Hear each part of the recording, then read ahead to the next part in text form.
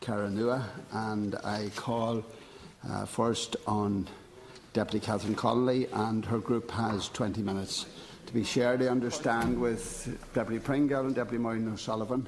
That's correct. Thank you. That's correct. And I wish to formally move the motion. I'll ask Corla. This motion is straightforward, arising organically from the level of upset, heartbreak and anger that survivors or survivors groups have brought to our attention following their interaction with Caranua. And I should say, Alaskan Corla, I wish to welcome very much our visitors in the gallery. And in that context, Fianna Fáil would bring him an amendment to undermine the importance and the impact of this motion by tabling an amendment that in reality upholds the status quo is disingenuous, to say the least. And I would ask Fianna Fáil not to proceed with this amendment and stand in solidarity with survivors who are, to a person, asking for our support in dealing with an organisation that is simply not fit for purpose. And by way of background, Alaskan Corla, this is an organisation that was established in 2013, pursuant to a 2012 Act, with a specific purpose for a specific period of time. And that was simply to apportion out 110 million, which had been given and is still being given by a number of religious organisations for those who qualified. And they simply had to show a very simple proof that they had been to the redress board or received a court award or a settlement, and show they were in need. It was meant to be a service that was straightforward, effective, with minimum bureaucracy, and in the words of the CEO, to put survivors at the heart of everything that we do. Our application process, she said, is values-based, needs-less and person-centred. Unfortunately, Minister, nothing could be further from the truth. And it is a classic example in the 21st century of an institution becoming more important than the survivors that it is meant to serve. Survivors have in fact confirmed that its mode of service delivery has added to the abuse that they have already served. The first inaugural meeting of the board took place on the 27th of March 2013. And there was a designate CEO, and the Minister of Education, Ruairi Quinn, was there. And he committed, Minister, to a review within 2 years of the establishment of the organisation. We are now in 2017 and we're on our third Minister for Education, and there's still no review of this organisation, which has at best gone from crisis to crisis. At that same inaugural meeting, amongst other issues identified, was the need for a smooth and uncomplicated access to the fund, and indeed the first chairwoman expressed the desire to have the fund depleted and spent within the terms of the board, which was 4 years. And she also asked for a common-sense approach. Indeed, there was a presentation at that point from the well-respected Institute of Public Administration on governance, authority, decision-making and accountability. Of course, they were never heard from again. They were never brought back again. And they went down the road of private companies, which I'll come back to.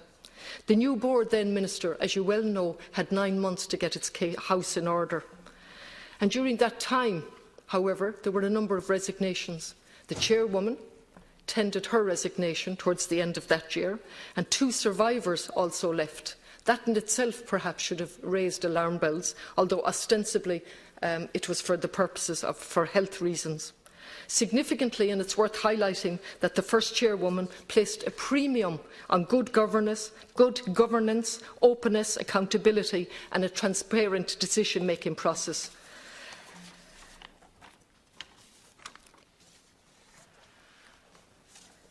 At the meeting of the 9th of July in 2013, she stressed the importance that any action outlined in the policy be capable of implementation, and that the rule should apply, that rule being what a reasonable person would think and be followed. Now, Minister, I would say that this board, along with the CEO, has gone so far away from that common rule that it's unbelievable.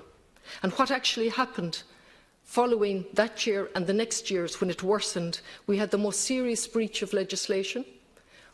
An apology was given after a complaint was made by your own department, and significantly that apology was only given by a majority of the board.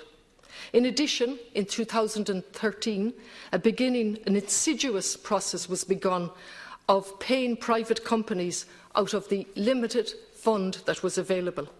The second chairperson took up his position in March 14, and he had no hesitation, Minister, in telling us at the PSC that this organisation was a shambles. Unfortunately, the shambles continued and worsened and intensified under his watch. And ironically, it was at the same time that a communications and engagement person was employed. Applications from January came in, and this organisation, which had 9 months to prepare, was overwhelmed.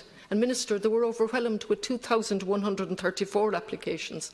But they knew from the start that the potential number of people was 15,500, and they were overwhelmed with just 2,134.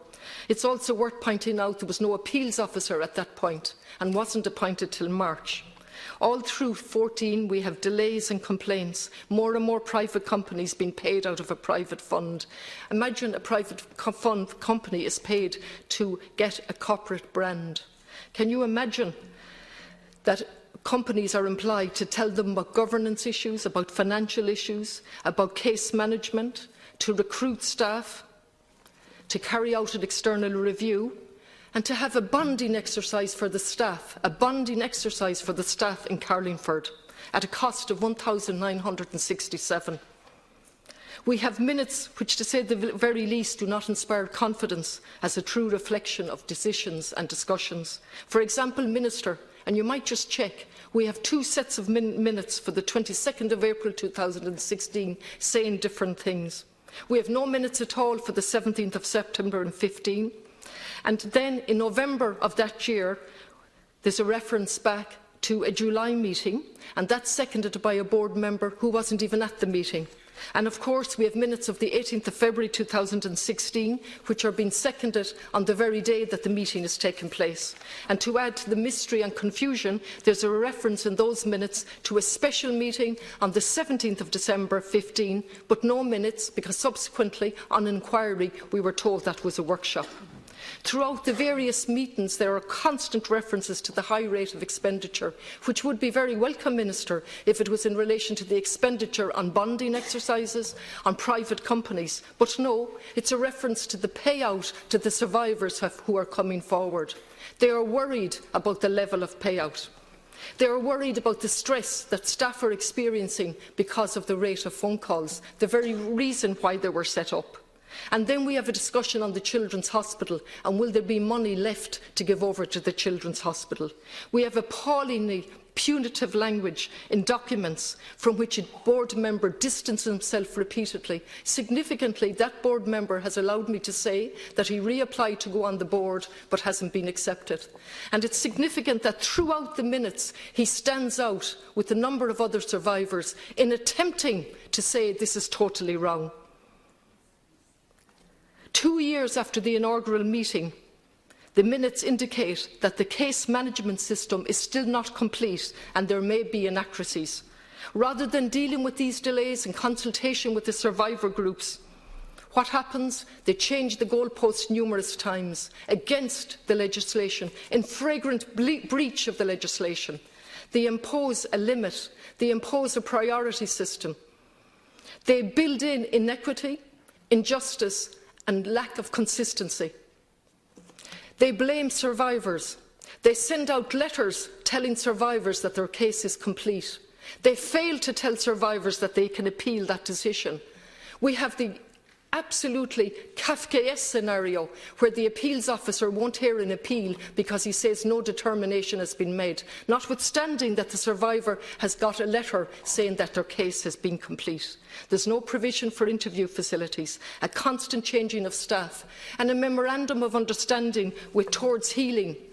And Towards Healing, in its own accounts, envisages getting €800,000 from Caranua.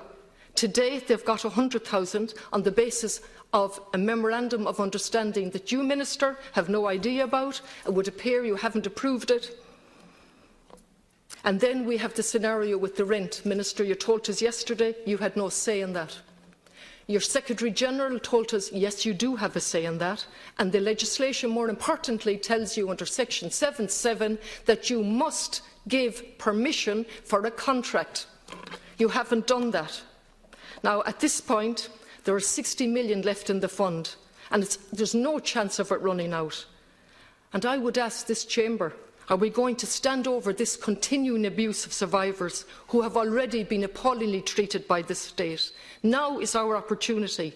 We are the voices of the survivors in this chamber. Let's stand together, and that is Fianna Fáil. Let's stand together and show solidarity. Let's not perpetuate the abuse. And this time, the abuse is being carried out in our name.